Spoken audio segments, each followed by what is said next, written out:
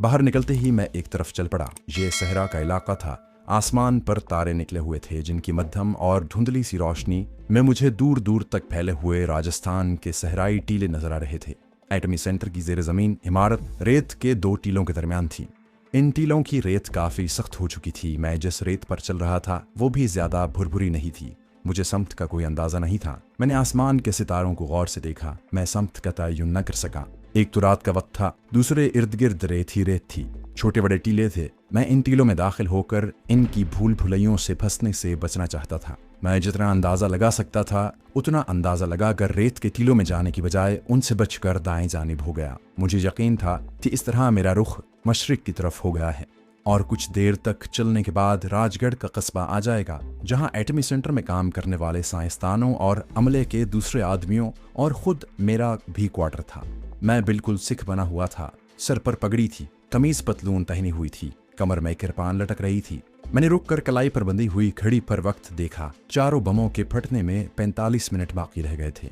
मैं इस इलाके से जितनी दूर हो सके निकल जाना चाहता था। मैंने जॉगिंग करना शुरू कर दी। जमीन सख्त थी और उसके ऊपर रेत की पतली सी तह बिखरी हुई थी, जिसकी वजह से मुझे दौड़ने में आसानी हो रही थी।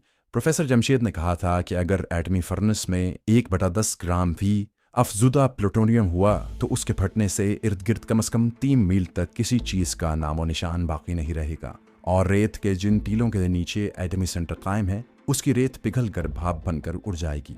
इसलिए मैं इस इलाके से कम 4-5 किलोमीटर दूर निकल जाना चाहता था। एक जगह मैंने मुड़कर देखा। एटमी सेंटर के रेत के टीले काफी पीछे रह गए थे और रात की तारीकी में उनके धुंधले खाके नजर आ रहे थे। मैंने अपनी रफ्तार जरा तेज कर दी। मैं जब काफी दूर निकल गया था तो मुझे ख्याल आया कि उस वक्त तो मुझे राजगढ़ के क्वार्टरों में पहुंच जाना चाहिए था। राजगढ़ एटमी सेंटर से 3-4 मील के फासले पर था और जहां हमारे क्वार्टर्स थे, जहां हमें रोजाना एटमी सेंटर की गाड़ियां ले जाती थीं। मुझे तशवीश होने लगी कि कहीं मैं गलत रास्ते पर तो नहीं पड़ गया। सहराओं में रास्ता भूल जाने का मतलब ये होता है कि समझो आदमी जिंदगी से हाथ धो बैठा। मैंने रुक कर घड़ी पर निगाह डाली। घड़ी की सुइयां चमक रही थी। बमों के धमाके में 30 मिनट बाकी रह गए थे। मैं सिर्फ 5 मिनट तक सांस लेने की गरज से कदम कदम चलता गया। उसके बाद मशरिक की जानिब देखा। सितारा सुबह मशरिकी उफक के किनारे पर नमूदार हो गया था। इसका मतलब है कि मैं मशरिक की तरफ ही जा रहा था, मगर दौड़ते दौड़ते सहराई टीलों में राजगढ़ से कुछ फासले पर बाएं जानिब हो गया था। मैंने अपना रुख दुरुस्त किया और दोबारा दौड़ने लगा। मुझे दूर से कुछ रोशनियां झिलमिलाती नजर आईं। मैं खुश हो गया कि राजगढ़ आ रहा है। राजगढ़ में मुझे रुकना नहीं बल्कि आगे जाना था। कोई 10 मिनट के बाद वो रोशनियां रेत के टीलों में गुम हो गईं। मैं छोटे छोटे टीलों के दरमियान आ गया था। डर था कि मैं कहीं भटक न जाऊं। मैं एक टीले पर चढ़ गया और मशरिक की जानिब नजर दौड़ाई। खुदा जाने वो रोशनियां जो मुझे दूर से झिलमिलाती नजर आई थीं अब कहाँ गायब हो गई थीं। एटमी सेंटर वाले टीलों का नजर आने का अब सवाल ही पैदा नहीं होता था, क्योंकि मैं उनसे काफी दूर निकल आया था। एक ख्याल आया कि इन्हीं टीलों में किसी जगह बैठकर दिन की रोशनी के निकलने का इंतजार करूं। दिन की रोशनी में मुझे रास्ता मालूम हो जाएगा। धमाके के बारे में मुझे इत्मीनान था कि मैं इसकी शदीद से शदीद जद से भी दूर हो चुका हूँ। फिर ख्याल आया कि मुझे रुकना नहीं चाहिए, चलते रहना चाहिए। मैंने सुबह के सितारे को अपना रहनुमा बनाया और उसकी समत टीलों में चलने लगा। मैंने एक बार फिर अपनी घड़ी पर निगाह डाली। धमाका होने में सिर्फ 5 मिनट बाकी रह गए थे। मैंने चलना बंद कर दिया और एक ऐसे टीले की ओट में होकर बैठ गया जहां से मुझे दूर तक सहरा बिल्कुल साफ नजर आ रहा था। मेरा रुख एटमी सेंटर की जानिब ही था। मेरी नजर रात के अंधेरे में दूर स्याह धब्बों पर लगी हुई थी, जो किसी वक्त अंधेरे में गायब हो जाते थे और किसी वक्त नजर आने लगते थे। मैंने घड़ी पर नजरें जमा दी। अब इस इलाके में तबाही मचने में सिर्फ 1 मिनट बाकी रह गया था। ख्याल आया कि कहीं बम किसी ने नाकारा न कर दिया हो या किसी फनी खराबी की वजह से ब्लास्ट ही ना हो। जब 10 सेकंड बाकी रह गए तो मैं सहरा के अंधेरे में दूर टिकपिकी लगाकर देखने लगा। मैं मुंह में उल्टी गिनती कर रहा था। जब 10 सेकंड भी पूरे हो गए तो मेरे दिल की धड़कन तेज हो गई। मैंने एक लम्हे के लिए अपना सांस रोक लिया। ऐसा कभी नहीं हो सकता कि धमाका ना हो। हमारे मास्टर स्पाई बुल खान ने बड़े एतमाद से कहा था कि अगर इन बमों के फ्यूज किसी ने नाकारा ना कर दिए तो ये ठीक वक्त पर कयामत खेज धमाके से फट जाएंगे। और बुल खान हाई एक्सप्लोसिव्स का माहिर था। इससे पहले उसके इस किस्म के बमों से मैं द्वारका फोर्ट में भारतीय फौज का गोला बारूद और फौजी साजो सामान का जखीरा तबाह कर चुका था। बम जरूर ब्लास्ट होंगे। अभी मैं ये सोच रहा था कि जुनूब की जानिब आसमान एकदम रोशन हो गया। ये रोशनी ऐसी थी जैसे बगैर आवाज के बिजली चमकी हो। उसके साथ ही जमीन हिलने लगी जैसे जलजला आ गया हो। उसके बाद मुझे ऐसा धमाका सुनाई दिया जैसे कोई मालगाड़ी इंजन समेत फुल स्पीड से कड़कड़ाती हुई मेरे ऊपर से गुजर गई हो। जमीन हिल रही थी। दूर सहरा में रोशनी बार बार चमक रही थी और धमाकों की आवाज 2-2 सेकंड के वक्फे से आ रही थी। मेरे लगाए हुए बमों ने अपना काम कर दिया था। पहले रोशनी चमकी थी, अब दूर आसमान पर सुर्ख रोशनी फैल गई। मुझे शोले आसमान की तरफ बुलंद होते नजर आने लगे। मुझे ये पता नहीं चल सका था कि एटमी सेंटर के धमाकों की शिद्दत कितनी है। आसमान का किनारा इस कदर सुर्ख हो रहा था जैसे उसके नीचे बहुत बड़ा ज्वालामुखी फट गया हो। अब मेरा वहां रुकना मुनासिब नहीं था। मैं उठा और मशरिक की समत तेज तेज चलने लगा। सुबह का सितारा पिछले पहर के नीले नूर में भड़क रहा था। मैं हैरान था कि जो रोशनियां मुझे पहले दिखाई गई थीं वो कहाँ चली गई हैं। मेरे चलते चलते आसमान पर सुबह का उजाला फैलने लगा। फिर मशरिक की जानिब से सूरज का सुर्ख थाल नमूदार हुआ। मैं चलता गया। सूरज जब तुलू होता है तो ऊपर आता हुआ साफ मालूम होता है। जैसे जैसे ऊपर आता जाता है हमें उसकी हरकत नजर आना बंद हो जाती है। फिर हम धूप को देखकर ही अंदाजा लगा सकते हैं कि सूरज आहिस्ता आहिस्ता मशरिक से मगरिब की तरफ जा रहा है। उस वक्त मैं ये सोच रहा था कि मैं ठीक रुख पर जा रहा हूं या नहीं, क्योंकि ये हकीकत भी मेरे सामने थी कि धमाके के बाद इस सारे सूबे की पुलिस और खुफिया सर्विस हंगामी हालत के तहत अलर्ट हो गई होगी। सारे इलाके को पुलिस ने और बहुत मुमकिन है भारतीय फौज ने अपने घेरे में ले लिया हो और जगह जगह नाकाबंदी करके चेकिंग शुरू कर दी गई हो। मैं अगरचे भारतीय सिख के भेस में था और मैंने एटमी सेंटर की तमाम निशानियां ज़ाया कर दी थीं, लेकिन इसके बावजूद अगर मैं पुलिस या फौज के निर्णय में आ गया तो मुझसे पूछगिछ की जाएगी कि मैं कौन हूं और इस वक्त अकेला इस तरफ जाकर रहा था। बहरहाल मैं कोई आम किस्म का आदमी नहीं था। हर किस्म के हालात से निपटना मेरी ट्रेनिंग में शामिल था। अब मैं चलते चलते थकन महसूस करने लगा। रेत भी गहरी हो गई थी। मेरे पाँव रेत में घुसने लगे थे। दूसरी मुसीबत ये थी कि सूरज की रोशनी में मुझे दूर दूर तक किसी आबादी या बिजली के खंभों का नामो निशान तक दिखाई नहीं दे रहा था। एक ही खतरा था कि मैं कहीं सहरा में भटक तो नहीं गया। रेत के छोटे टीलों का सिलसिला खत्म हो गया था। अब रेत के बड़े बड़े टब्बे आ रहे थे। मैंने एक टब्बे के ऊपर चढ़कर दूर निगाह डाली। कुछ फासले पर मुझे एक इंसान दिखाई दिया जो ऊंट की मुहार था में आहिस्ता आहिस्ता चला जा रहा था। मुझे कुछ हौसला हुआ कि मैं आबादी से दूर नहीं हूँ। मैंने उस आदमी की तरफ चलना शुरू कर दिया। मैं आगे से होकर जा रहा था। 2-3 तब्बे अबूर करने के बाद मैं उस जगह आकर खड़ा हो गया जहां से शुतर सवार ने गुजरना था। ऊंट वाला करीब हो रहा था। उसने राजस्थानी देहाती आदमियों की तरह सर पर बड़ा सा पगड़ बांध रखा था। हाथ में लंबी छड़ी थी। वो ऊंट की महार था में आहिस्ता आहिस्ता चला जा रहा था।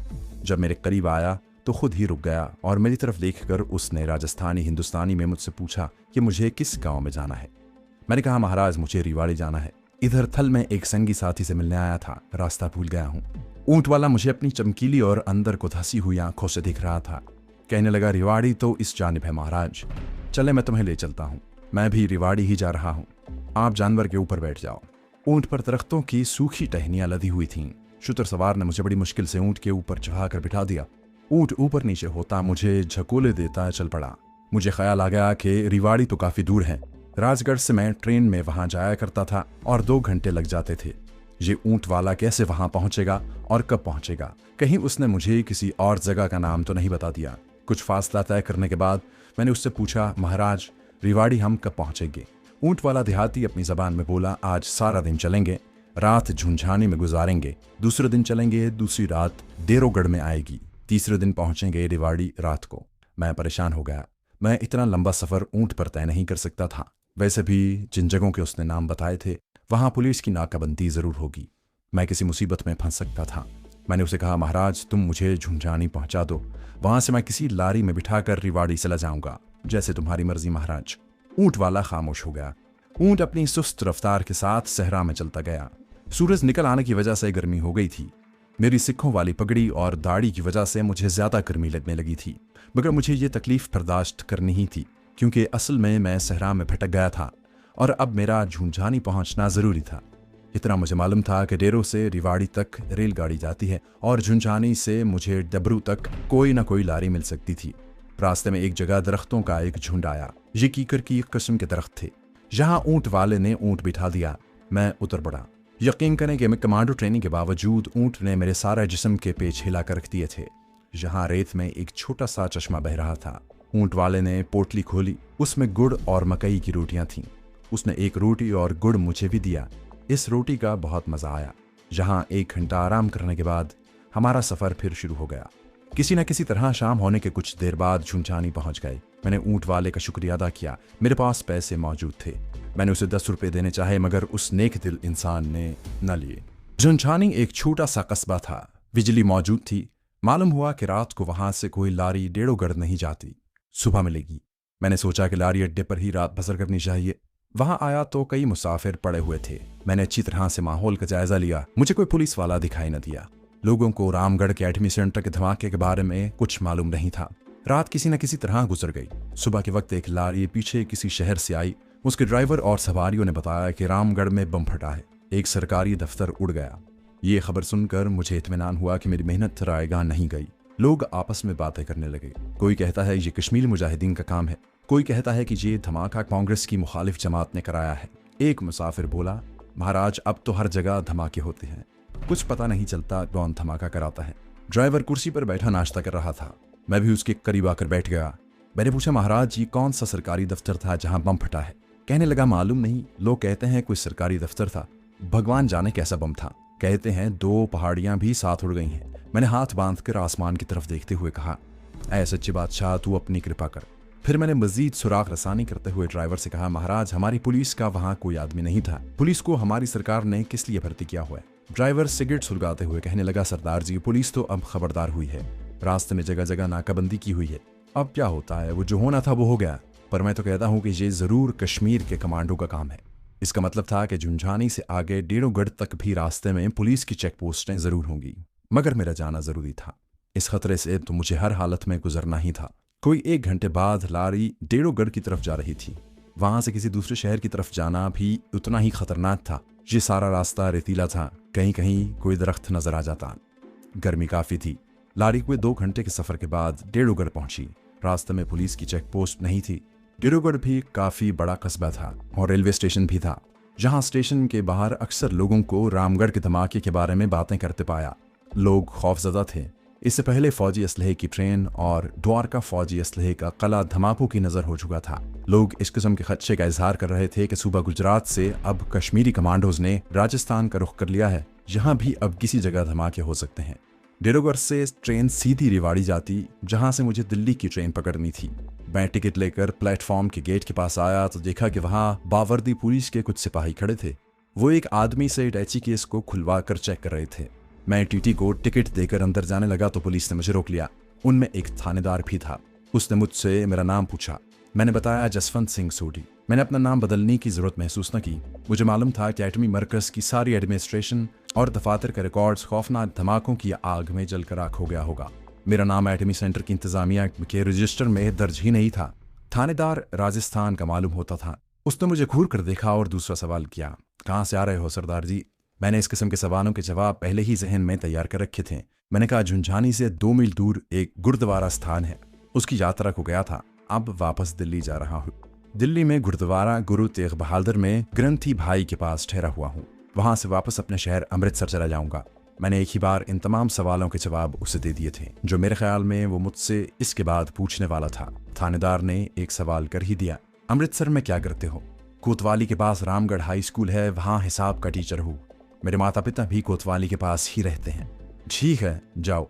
यहाँ से मुझे रात के वक्त दिल्ली की गाड़ी मिली। इस गाड़ी में कुछ मुसाफिर राजगढ़ के भी थे। उन्होंने बताया कि रामगढ़ का पूरा कस्बा और इर्द गिर्द का सारा इलाका धमाके के बाद उड़ गया है। सुना है वहां एटम बम बन रहा था। बम वहां से काफी दूर राजगढ़ में थे। हमारे मकान की छत उड़ गई, आधा राजगढ़ तबाह हो गया। हम बड़ी मुश्किल से जान बचाकर वहां से भागे। एक मुसाफिर ने कहा, एटम बम चल गया होगा। हाँ जी, आधी रात के वक्त शोले आसमान की तरफ बुलंद होते देखे थे। इतनी गर्मी हो गई थी कि हमने तालाब में छलांगे लगा दी। राजगढ़ के लोग गर्मी में झुलस कर भी मर गए। इसमें कुछ न कुछ मुबालगा जरूर था। गर्मी से मुझे ख्याल आया कि हो सकता है कि एटमी मरकज में मामूली सी मिकदार में अफजूदा प्लूटोनियम मौजूद हो जिसने फटकर गर्मी की शिद्दत में इजाफा कर दिया हो। ऐसी बात हो या ना हो, लेकिन ऐसा जरूर हुआ था कि उस एटमी मरकज का एटमी प्लांट, रिसर्च लेबॉर्ट्री और सारा यूरेनियम और प्लूटोनियम शोले बनकर उड़ गया था। इस वाक़े से भारतीय हुकूमत जो एटमी मिसाइल और प्लूटोनियम वॉरहेड असलहे की इब्तदाई तैयारियां कर रही थी, वो 5 से 10 साल तक पीछे जा पड़ी थी। रात के पिछले पहर ट्रेन ने मुझे रेवाड़ी पहुंचाया, जहां हर किसी की जबान पर एटमी धमाके का जिक्र था और लोगों में काफी खौफ हरास पाया जाता था। कुछ लोगों को मैंने ये भी कहते सुना कि भारत में जो एटम बम बनाया हुआ था वो फट गया है और सारा राजस्थान तबाह हो गया है। रेवाड़ी के रेलवे स्टेशन पर पुलिस की भारी तादाद मौजूद थी और मुसाफिरों के सामान की चेकिंग हो रही थी। मेरे पास कोई सामान नहीं था। दिल्ली वाली ट्रेन कोई 1 घंटे बाद रवाना होने वाली थी।